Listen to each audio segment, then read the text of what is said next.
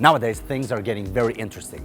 You have those people who at 40 or 50, they were athletes when they were younger, like 20 years old, but now they picked up the weights again and they still think they're super athletes.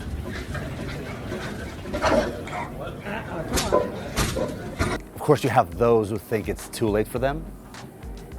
You have those who never did and at 50, with fear of their blood tests, they start running every day, you know, with this technique for 2 hours. We call this fear religion.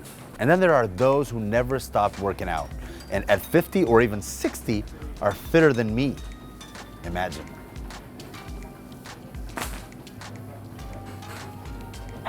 Fact, from 40 years old up, everybody, it should be mandatory by law. Everybody should work with weights. Should do some sort of strength training for men and women. And that does not mean that you come here on the bike and read the 50 Shades of Grey or the economy paper.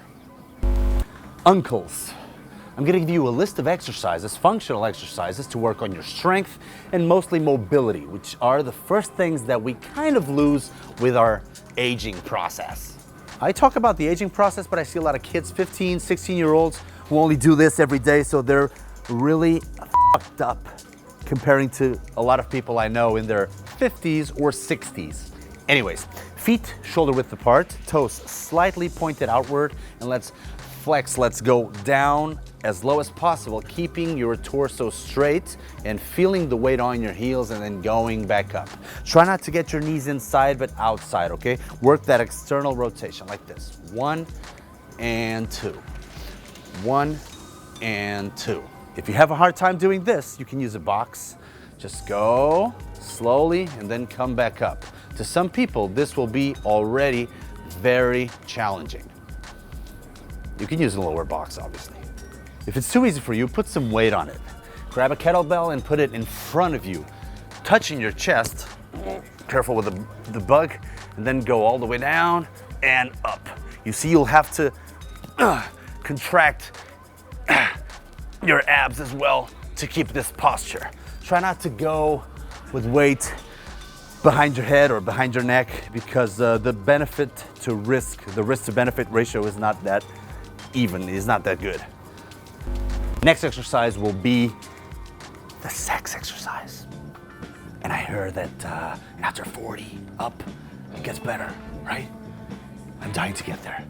It's called the kettlebell swing. You're gonna do a hip hinge. So you're gonna bend at the hip as if you were picking something from the ground. So it's obviously very functional and it translates very well to real life, obviously. So you're gonna get both feet shoulder width apart or even a little further in order to get that kettlebell passing through the middle. Knees will be slightly bent and you're gonna bend all the way until, as if your chest wanted to touch the floor, like this. 1, 2. Open up and the hips will be doing all the work, like this. Make sure to keep your abs tight and don't just use your arms. It's a hip movement, therefore the connotation.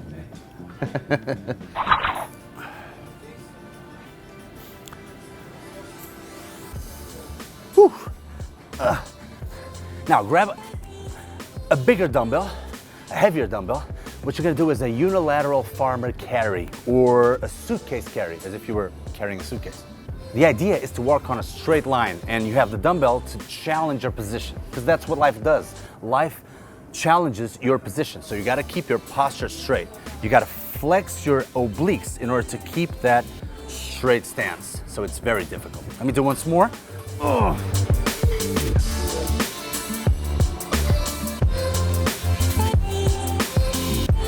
One other thing, the grip power is one of the biggest signs of longevity, not just because you have to hold onto things as you get older not to fall, but also the more strength you have in that grip power and that tightening of the fist and the pump in your forearms, the more you will generate blood flow into your whole body. So that's a good one to keep in mind. Next one on the menu, the push-up. The push-up is still one of the most important exercises that you can do with your body. So here, shoulder width apart, keep your elbows tucked in, go all the way down, touch your chest on the floor, and then go all the way up, keeping that plank very tight. Don't go, like. If you have a hard time doing this, I recommend that you do either with your knees on the ground, but I also like this one. Grab a box or bench, whatever. Keep your elbows in, go all the way down, and then back up. Try to keep 1 second here and then go all the way up. In that way, you're gonna still keep that mini plank working and your abs engaged as well. Sure, you're right. We haven't talked about cardio yet, but try to do 10 to 12, even 15 repetitions of each one of these exercises, and you'll see, because you're working your entire body, your cardiovascular system will be, especially if you do them on a circuit. But if you want cardio, I'll give you cardio. You can even do sprints. The least impacting sprints that I know of are pushing a sled like this. So you're inclining your body, you're going on your toes. These are definitely the safest version. Alternatives, pushing something on the floor, like a plate or a towel or something, or a box.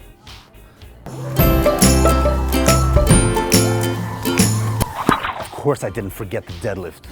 Who the hell do you think I am? This is the best posture-oriented exercise. So feet hip width apart, hands outside of your legs, grab the barbell onto you so it must be in contact with your shins, your chest up, butt back so that you can feel the tension on your hamstrings, and go all the way up. Squeeze your glutes and your abs real tight, put a straight position, and then go slowly back down, as if the barbell wanted to keep touching your leg. The barbell is very naughty. Remember to keep your weight on your heels so that you feel the tension on your posterior chain, and start with a PVC pipe or something very weightless to work on the technique, and only then will you ramp it up in weight. Since we're working our back, let's work the middle of our back, the shoulder blade area. So bent over barbell rows. Pick up a barbell, bend your knees slightly, go with your chest as if you wanted to go towards the floor, and then pull it all the way to your belly button like this. Elbows inside, squeeze. One alternative, TRX rows. Start pronated as if you were riding a motorcycle, and then externally rotate and bring it to your armpits. Squeeze those shoulder blades. Think of a P in the middle of your back, and with your shoulder blades you want to squeeze and smash that P. So think P each repetition. P. In the last two exercises, I'm going to use a fit ball. You can use a bench on this first one if you don't have a fit ball, but everybody has a fit ball. Up to your shoulders and shoulder press. All the way up. If I see you on your side, I don't want this. I want you to work on your mobility as well. So keeping your torso straight, I want you to keep a straight line. As if you wanted your elbows to be in line with your ears. And the last one for your abs, keeping your forearms on the fit ball, you do a plank. Stay there. Try not to, bend at the hip. You can also do stir the pot 5 times to one side, 5 times to the other. Whew, this one hurts. As you can see, these are the basics. This is what I call functional. Grabbing stuff you do on your everyday life and exaggerating it a little bit and putting some weight on it, because then the real life is very easy compared to this. It's like the gym is your test tube. There are 1,000 more exercises that you can do, obviously, but if you grab 2, 3, or even 4 of these exercises in each session of your workouts, you'll be very fine. Keep the ideas coming, like, subscribe, and be Willow strong.